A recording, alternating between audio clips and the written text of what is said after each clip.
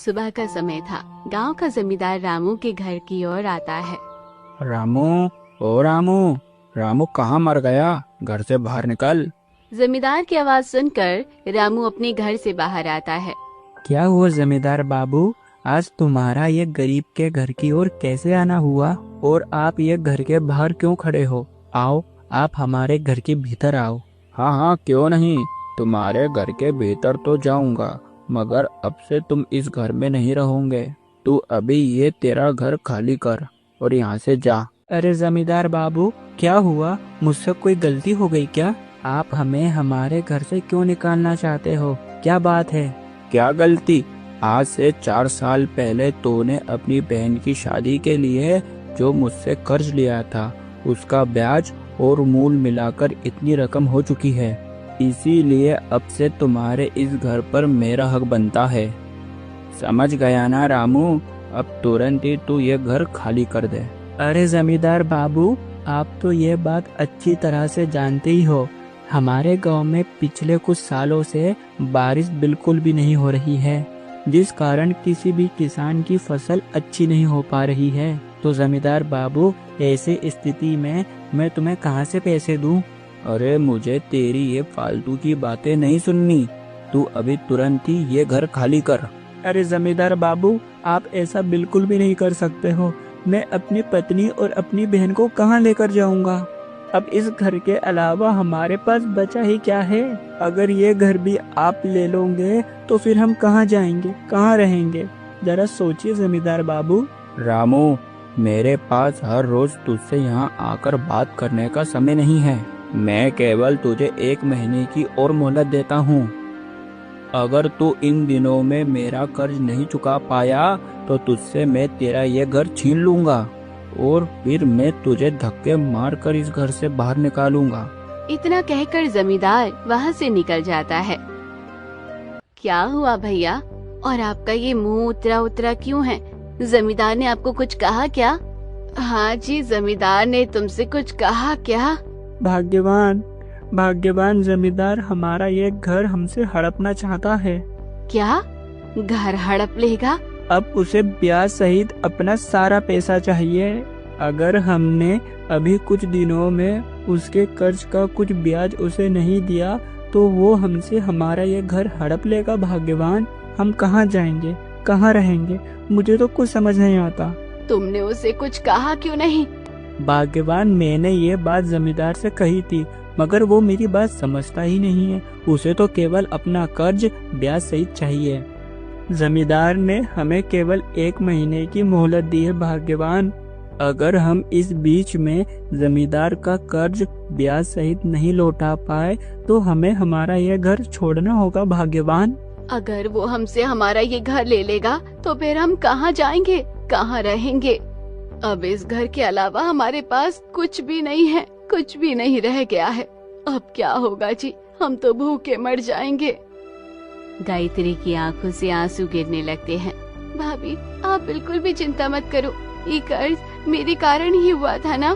मेरी ही शादी करने के लिए भैया ने वो जमींदार से कुछ पैसे ब्याज के तौर पर उधार लिए थे ना। उस जमींदार का कर्ज मैं ही चुकाऊंगी। मैं दूसरों के घर में बर्तन मांज लूंगी, खेतों में काम करूंगी, किंतु आप दोनों को मैं भूखा नहीं रहने दूंगी भैया और भाभी।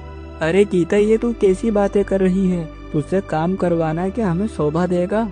तेरे भैया बिल्कुल सही कह रहे हैं, इसमें तेरी कोई गलती नहीं है गीता, और तू कहीं काम पर नहीं जाएगी। वो सब बातें कर ही रहे होते हैं कि तभी अचानक से एक बूढ़ा व्यक्ति की आवाज आती है। अरे कोई घर पर है? अरे कोई मेरी आवाज सुन पा रहा है? मैंने पिछले कुछ दिनों से कुछ नहीं खाया है। तुम्हारे घर में जो कुछ भी हो वो मुझे लाकर दे दो बेटी। क्यों भाग्यवान, हमारे घर में उन बूढ़े बाबा को कुछ देने लायक है या नहीं? रात के कुछ चावल बचे हैं गीता, तू वो चावल लाकर उन बूढ़े बाबा को दे दे। फिर गीता अंदर से कुछ चावल लाकर उन बूढ़े बाबा को दे देती है। खुश रहो बेटी, खुश रहो। देखना, एक दिन ऊपर वाला तुम्हारा अवश्य उद्धार करेगा। बेटी, तुमने एक भूखे को खाना दिया है। बेटी, तुम खुश रहो। क्या खुश रहूं बूढ़े बाबा? पता नहीं मेरे भाग्य में क्या लिखा है जो मुझे इतना ही दुखी रहना पड़ रहा है। मुझसे अब मेरे भैया और भाभी का दुख देखा नहीं जाता।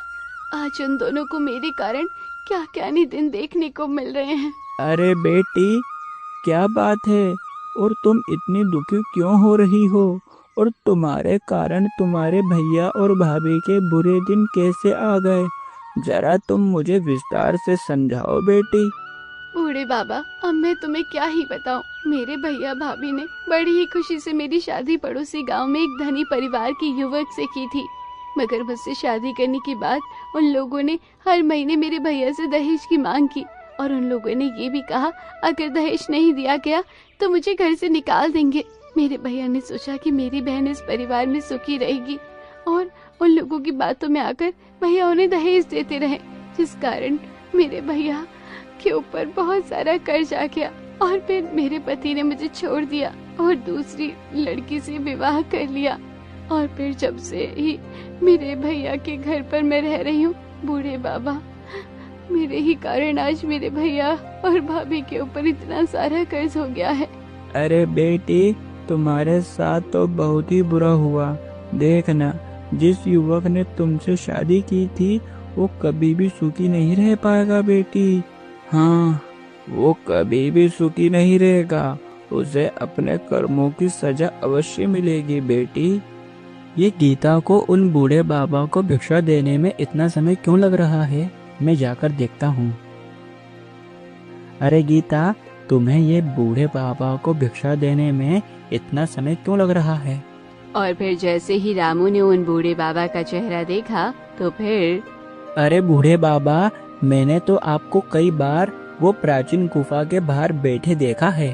क्या तुम वही बूढ़े बाबा हो ना? हाँ बेटा, मैं वही हूँ। मैं उस गुफा के बाहर ही बैठा रहता हूँ और वो ही मेरा घर है बेटा। तो बूढ़े बाबा, गांव वाले तुम्हें प्राचीन गुफा का अनोखा भिखारी क्यों कहते हैं? और ऐसा उस गुफा में क्या है? और गांव वाले कहते हैं जो भी उस गुफा के अंदर जाता है वो कभी वापस नहीं आता। क्या ये बात सच है बूढ़े बाबा? रामू की बात का उत्तर दिए बगैर ही वो बूढ़े बाबा वहाँ से चले जाते हैं। ये तो बड़ा ही विचित्र भिखारी है। इसने मेरी बात का उत्तर ही नहीं दिया। कुछ न कुछ बात तो है उस प्राचीन गुफा में। फिर अगले दिन की सुबह कर्ज से मुक्त होने के लिए गीता को काम करना ही पड़ा। गीता के घर के पास में ही एक ब्राह्मण और उसकी पत्नी ब्राह्मणी रहा करती थी। उन्हीं के घर पर गीता काम करने लगी। भाग्यवान, ये तो वो रामू की बहन गीता है ना? हाँ जी, ये वही रामू की बहन गीता है। बेचारी गीता छोटी सी उम्र में ही लोगों के घर जा जाकर काम करने लगी है। पता नहीं इसके भाग्य में क्या लिखा है। भाग्यवान, किंतु इसकी तो रामू ने एक अच्छे से धनी परिवार में शादी कर दी थी, तो फिर ये लोगों के घर जा जाकर काम क्यों कर रही है? भाग्यवान, मैं कुछ समझा नहीं। अरे जी, इसके भाई ने तो अपनी बहन का भला चाहकर एक धनी परिवार से इस बेचारी का रिश्ता जोड़ा था, मगर उन लोगों ने गीता की बिल्कुल भी कदर नहीं की और इसके भाई से हर महीने दहेज लेते रहे और आखिर में इस बेचारी को छोड़कर इसके पति ने दूसरी शादी कर ली है। और रामू ने अपनी बहन के ससुराल में दहेज दे देकर अपने ऊपर सारा कर्ज चढ़ा लिया है। बेचारी गांव में भटक भटक कर काम ढूंढ रही थी, तो फिर मैंने इसे अपने ही घर पर काम के लिए रख लिया। वैसे भी अब मैं बूढ़ी हो गई हूँ, मुझसे ज्यादा घर का काम भी नहीं होता है। अच्छा, तो ये बात है भाग्यवान। इस बेचारी गीता के साथ तो बहुत ही बुरा हुआ। ताई, मैंने तुम्हारे घर का सारा काम कर दिया है, अब मैं अपने घर की ओर जा रही हूँ। ठीक है, जा बेटी जा। इतना कहकर गीता अपने घर की ओर निकल जाती है।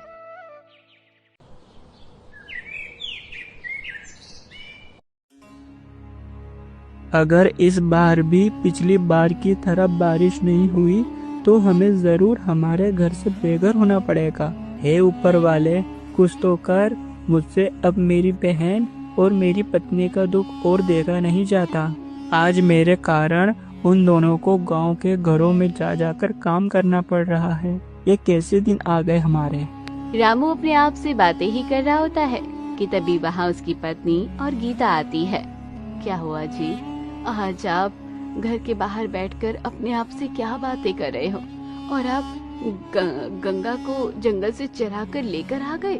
हाँ भाग्यवान, मैं गंगा को जंगल की ओर से चरा कर लेकर आ गया हूँ और आकर बस बैठा ही हूँ। भाग्यवान, अगर इस बार भी पिछली बार की तरह बारिश नहीं हुई तो हमें जरूर घर से बेघर होना पड़ेगा भाग्यवान। अरे भैया, आप भी ना, आप हर बात को लेकर इतने दुखी क्यों रहते हो? आपको चिंता करने की कोई जरूरत नहीं है। और भाभी, आपको भी। भाभी और मैं काम कर रहे हैं ना, और हम दोनों मिलकर मेहनत करके वो जमींदार का कर्ज भी चुका देंगे। आपको चिंता करने की कोई आवश्यकता नहीं है। गीता बिल्कुल सही कह रही है जी। आप किसी की भी बात को लेकर चिंता मत कीजिएगा, सब ठीक हो जाएगा। भाग्यवान, तुम और मेरी छोटी बहन गांव के घरों में जा जाकर बर्तन धोने का काम कर रही हो, ये मुझे बिल्कुल भी अच्छा नहीं लगता भाग्यवान। अब आप ये सब बातें छोड़िए और जाकर हाथ मुंह धो लीजिए। मैं खाना बनाती हूँ, फिर हम तीनों खाना खा लेंगे। ऐसे ही कुछ दिन बीत जाते हैं।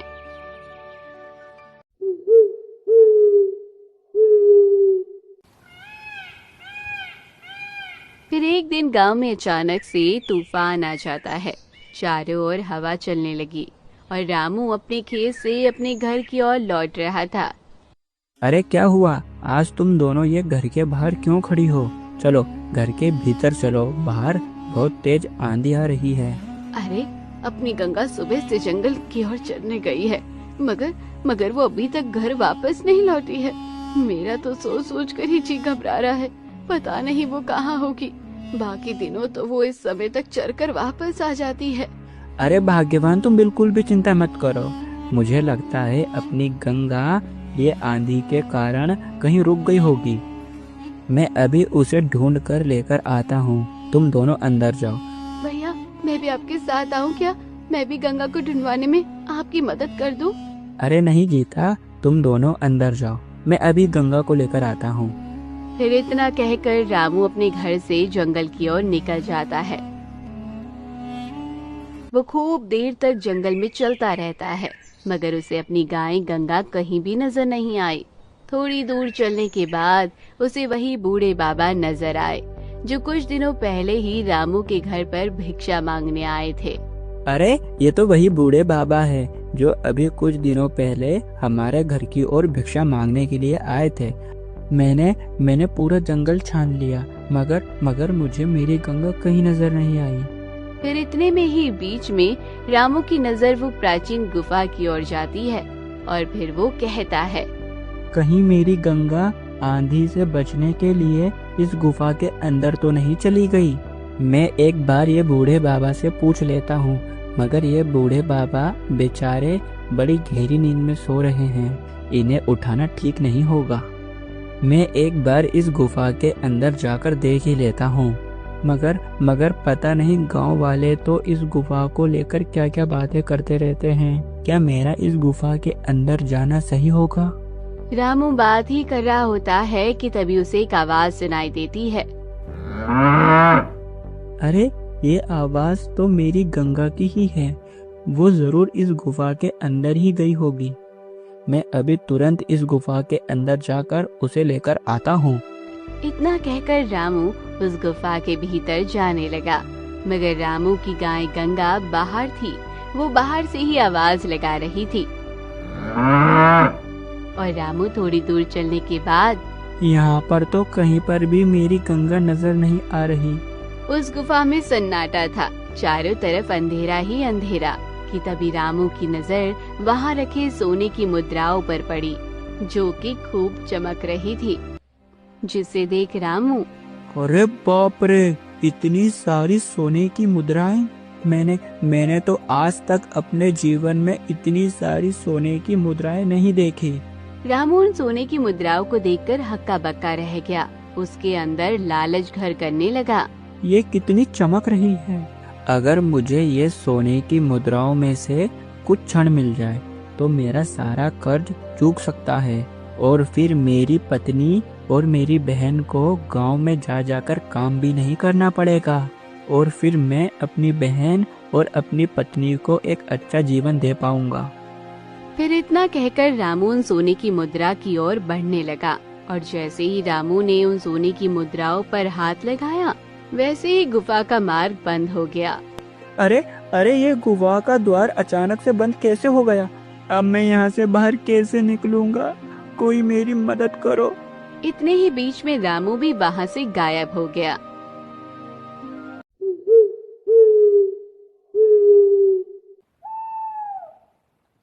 फिर अगले दिन की सुबह रामू का कोई अता पता नहीं चला, जिस कारण गायत्री और गीता चिंता में डूब गए।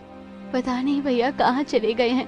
गंगा तो घर वापस आ गई है, मगर भैया का कुछ अता पता नहीं है। भाभी आप बिल्कुल भी चिंता मत करिए, मैं भैया को ढूंढ कर लाती हूँ। नहीं गीता, नहीं, बिल्कुल भी नहीं, तू कहीं नहीं जाएगी। गांव के कुछ लोग बता रहे थे कि तेरे भैया प्राचीन गुफा की ओर जाते हुए उन्हें दिखाई दिए हैं। और गीता, तू तो अच्छे से जानती है ना कि उस प्राचीन गुफा से आज तक कोई वापस नहीं लौटा है। वहाँ जाना खतरनाक है। भाभी आप उसकी बिल्कुल भी चिंता मत करो, मैं किसी भी हालत में भैया को ढूंढ कर ले ही आऊंगी। फिर इतना कहकर गीता अपने घर से अपने भाई रामू को ढूंढने के लिए निकल जाती है और थोड़ी दूर चलने के बाद वो वहीं प्राचीन गुफा पर पहुंच जाती है। वहाँ पर वही बूढ़ा बाबा बैठा था। अरे ये तो वही बूढ़े बाबा हैं जिसे मैंने कुछ दिनों पहले ही भिक्षा दी थी। बूढ़े बाबा, आपको भी कुछ दिनों पहले ही मैंने भिक्षा दी थी। मैं वही युक्ति हूँ। हाँ बेटी, मैंने तुम्हें पहचान लिया है, मगर तुम यहाँ क्यों आई हो? तुम्हें पता है ना इस गुफा के आसपास कोई नहीं आता जाता है, तो फिर तुम यहाँ क्यों आई हो बेटी? बूढ़े बाबा, मेरे भैया कल इसी जंगल में हमारी गाय को ढूंढने के लिए आए थे, मगर हमारे घर हमारी गाय तो आ गई, मगर कल से हमारे भैया का कोई अता पता नहीं है। तो क्या आपने मेरे भैया को कहीं देखा है? अरे नहीं बेटी, मैंने तुम्हारे भैया को नहीं देखा और अब तुम यहाँ से जाओ। बूढ़े बाबा, गांव वालों का कहना है कि मेरे पिताजी इस गुफा के अंदर गए थे। क्या तुम्हारे भैया इस गुफा के अंदर गए थे? तो फिर इसका मतलब इस गुफा ने तुम्हारे भैया को निगल लिया। वो फिर कभी वापस नहीं आ पाएंगे बेटी। मतलब? बेटी, जो इस प्राचीन गुफा के रहस्य को नहीं जानता है वो कभी भी इस गुफा से वापस लौट कर नहीं आता है बेटी। बूढ़े बाबा, आप कुछ करिए, मुझे मेरे भैया चाहिए। मेरा और मेरी भाभी का उनके अलावा इस दुनिया में कोई नहीं है। आप कोई हमें उपाय बताइए। तुम यहाँ से चली जाओ लड़की। सच तो ये है, मैं तुम्हें चाहकर भी कुछ नहीं बता सकता हूँ। अगर मैंने तुम्हें कुछ भी बताने का प्रयास करा तो मैं जलकर यहीं समाप्त हो जाऊंगा। अगर तुम्हें इस गुफा का रहस्य जानना ही है तो तुम्हें स्वयं इस गुफा के अंदर जाना होगा। मगर बेटी, तुम मेरी ये बात ध्यान रखना, जो भी इस गुफा के अंदर जाता है वो कभी भी वापस लौटकर नहीं आता है। अगर लौटता है तो फिर कुछ और ही बनकर लौटता है बेटी। नहीं, मुझे अपनी जान की कोई परवाह नहीं है। मुझे मेरे भैया को इस गुफा के अंदर से जाकर ढूंढना ही होगा। फिर इतना कहकर गीता उस गुफा के भीतर जाने लगी और थोड़ी दूर चलने के बाद गीता को उस गुफा में ढेर सारी विशाल स्वर्ण मुद्राएं दिखी। उन विशाल स्वर्ण मुद्राओं को देखकर गीता की आंखें फटी की फटी रह गई। यहाँ पर तो ढेर सारा सोना रखा हुआ है। ऐसा लगता है कि ये किसी प्राचीन का खजाना हो, मगर मुझे इस खजाने से कुछ लेना नहीं है। मुझे तो केवल मेरे भैया चाहिए। अब उन्हें ढूंढने के लिए मैं कहाँ जाऊँ? अचानक से गीता की नजर वो जमीन पर एक दरार पर पड़ती है। अरे ये दरार, यहाँ तो ऐसा लगता है कि यहाँ एक और गुफा है। मुझे इस गुफा के अंदर जाकर देखना होगा। फिर इतना कहकर गीता उस दरार के अंदर चली जाती है। गीता ने अपने आप को एक घने जंगल में पाया। ये तो बड़ा ही विचित्र जंगल है। जो भी हो, इस प्राचीन गुफा के अंदर कोई विचित्र रहस्य है। फिर इतना कहकर गीता आगे की ओर जाने लगी, मगर वो बार बार घूमकर उसी जगह आती जा रही थी। ये क्या हो रहा है? मैं घूम फिर कर यही वापस आ जाती हूँ। ऐसा लगता है जैसे कि ये कोई विचित्र भूल भुलैया है। फिर गीता ये सब कह ही रही होती है कि तभी अचानक से वहाँ एक सुंदर युवती प्रकट होती है। अगर तुम ये प्राचीन गुफा से बाहर निकलना चाहती हो तो तुम्हें मेरे एक सवाल का जवाब देना होगा। कौन हो तुम? ये जानना भी जरूरी नहीं है। तुम केवल मेरे सवाल का उत्तर दो, वरना जीवन भर इसी गुफा में भटकती रहो। तुम्हें कभी भी इस गुफा से बाहर निकलने का मार्ग नहीं नजर आएगा। तुम्हारा सवाल क्या है? सोने की है वो चीज, पर बेचे नहीं सुनार। मोल तो ज्यादा नहीं, बहुत है उसका भार। गीता सोच समझकर उत्तर देती है। इसका उत्तर है चारपाई। गीता के उत्तर देते ही वह सुंदर युवती वहाँ से गायब हो गई और गीता ने अपने आप को एक अनोखी जगह पर पाया। ये मैं कहाँ आ गई हूँ? यहाँ तो अंधेरा ही अंधेरा है, दूर दूर तक कुछ दिखाई नहीं दे रहा। गीता ये कह ही रही थी कि तभी वहाँ एक सुंदर युवती प्रकट होती है और फिर कहती है, युवती, तुम्हारे लिए मेरा आखिरी सवाल है। अगर तुम इस सवाल का गलत उत्तर दोगी तो तुम हमेशा हमेशा के लिए इसी गुफा में कैद हो जाओगी। तुम यहाँ से कभी भी बाहर नहीं निकल पाओगी। आपका आखिरी सवाल क्या है? ऐसी कौन सी चीज है जिस पर पानी डालने पर वो कभी गीली नहीं होती? चाहे तुम कितना भी प्रयास करो, मगर वो गीली नहीं होती। गीता सोच समझकर जवाब देती है, वो परछाई होती है जो कभी भी गीली नहीं हो सकती। गीता के जवाब देते ही युवती और गीता वो प्राचीन गुफा से बाहर आ जाती है। युवती, अगर तुम भी तुम्हारे भैया की तरह सोने की मुद्राओं को देखकर तुम्हारे मन में लालच आ जाता तो तुम भी तुम्हारे भैया की तरह इस प्राचीन गुफा में हमेशा हमेशा के लिए कैद हो जाती। अगर तुम बाहर भी निकल जाती तो तुम्हें कोई सुध-बुध नहीं रहती। आखिर आप हो कौन? मैं इस प्राचीन गुफा की रक्षा करने वाली एक युवती हूँ। इस गुफा की एक विशेषता है कि जब भी इस गुफा के अंदर रखा सोने की मुद्राओं को देखकर किसी के मन में लालच आ जाता है तो वो इसी गुफा में हमेशा के लिए कैद हो जाता है।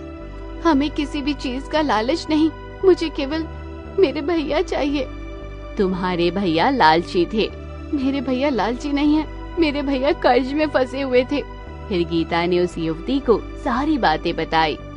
इस प्राचीन गुफा के खजाने को देखकर भैया के मन में कर्ज से मुक्त होने का कुछ मार्ग आया होगा। मेरे भैया तो केवल एक ईमानदार किसान है और मैं तो तुमसे यही चाहती हूँ कि मेरे भैया वापस मुझे मिल जाएं। युक्ति, तुमने मेरे सवालों का सही उत्तर दिया है। तुम एक पहली युक्ति हो जिसने मेरे सवालों का सही जवाब दिया है। मैं तुम्हारी तो ये इच्छा अवश्य पूरी करूंगी। तुम्हें तुम्हारे भैया से वापस जरूर मिलवाऊंगी। फिर वो देवी एक मंत्र पढ़ती है और देखते ही देखते वहाँ रामू प्रकट हो जाता है। मुझे माफ करना, मैं वो जरा लालच में आ गया था और फिर मैंने सोचा कि मैं इन सोने की मुद्राओं का कुछ क्षण लेकर अपने सारे कर्ज से मुक्त हो सकता हूँ। मुझे माफ करना। मैंने तुम्हें क्षमा कर दिया है, तभी तो तुम इस प्राचीन गुफा से मुक्त हो पाए हो। तुम्हारी बहन ने तुम्हें बचाया है। मगर मुझे ये बात समझ नहीं आती, ये बूढ़े बाबा कौन है? और जब भी मैंने इन बूढ़े बाबा से ये बात पूछी है कि ऐसा इस प्राचीन गुफा में क्या है, तो इन बूढ़े बाबा ने आज तक मुझे इस प्राचीन गुफा की सच्चाई नहीं बताई। अगर मुझे इस गुफा का सच पता होता तो मैं भूलकर भी कभी इस गुफा के अंदर नहीं जाता। बरसों पहले की बात है। ये बूढ़े बाबा इसी प्राचीन गुफा के अंदर खजाना लेने की इच्छा से आए थे और जैसे ही इन बूढ़े बाबा ने खजाने को हाथ लगाया वैसे ही भिखारी बन गए और चाह कर भी ये अपनी सच्चाई किसी को नहीं बता सकते थे। अगर ये किसी को अपनी सच्चाई बताते तो ये जलकर तुरंत ही नष्ट हो जाते। मैं चाहती हूँ कि ये बाबा भी ठीक हो जाए पहले की तरह। तुमने मेरे सभी सवालों का सही उत्तर दिया है तो तुम एक साफ दिल की युवती हो, तो मैं तुम्हारी ये भी इच्छा पूरी करूंगी। और इतने बीच में ही युवती एक मंत्र पढ़ती है और वो देखते ही देखते बूढ़े बाबा बिल्कुल स्वस्थ हो जाते हैं। मुझे माफ करना, मैं वो जरा लालच में आ गया था। अब मैं आगे से ऐसा कभी नहीं करूँगा। मैं जानती हूँ रामू, तुम्हें तुम्हारे ऊपर कर्ज के बोझ ने लालची बनाया था। तुम्हें तुम्हारे घर जाकर बहुत सारा धन मिल जाएगा, जिससे तुम कर्ज मुक्त हो जाओगे और अपना जीवन खुशियों से जी सकोगे। फिर इतना कहकर वो युवती अचानक से गायब हो जाती है और फिर रामू और गीता अपने घर की ओर निकल पड़ते हैं। और घर पहुंचकर जैसे ही उन्होंने अपने घर में देखा तो वहां पर सोने के आभूषण से भरे मटके थे, जिसे देख इतना सारा खजाना और ये यहाँ कैसे आया? भाग्यवान भाग्यवान, मैं तुम्हें सब बताता हूँ। फिर रामू ने गायत्री को सारी बातें बताई। मैं जानती हूँ रामू, तुम्हें तुम्हारे ऊपर कर्ज के बोझ ने लालची बनाया था। तुम्हें तुम्हारे घर जाकर बहुत सारा धन मिल जाएगा, जिससे तुम कर्ज मुक्त हो जाओगे और अपना जीवन खुशियों से जी सकोगे। ये तो बड़ी खुशी की बात है जी। अब इस खजाने की मदद से हम उस जमींदार के कर्ज से मुक्त हो जाएंगे। आज ये सब गीता की बहादुरी के कारण ही हुआ है। तुमने सही कहा भाग्यवान। फिर अगले दिन रामू ने जमींदार का सारा कर्ज चुका दिया और वो सभी खुशी खुशी अपना जीवन व्यतीत करने लगे। कहानी भी यहीं खत्म होती है। कैसी लगी कमेंट बॉक्स में जरूर बताइएगा। चैनल को अभी तक सब्सक्राइब नहीं किया है तो जरूर कर लीजिएगा।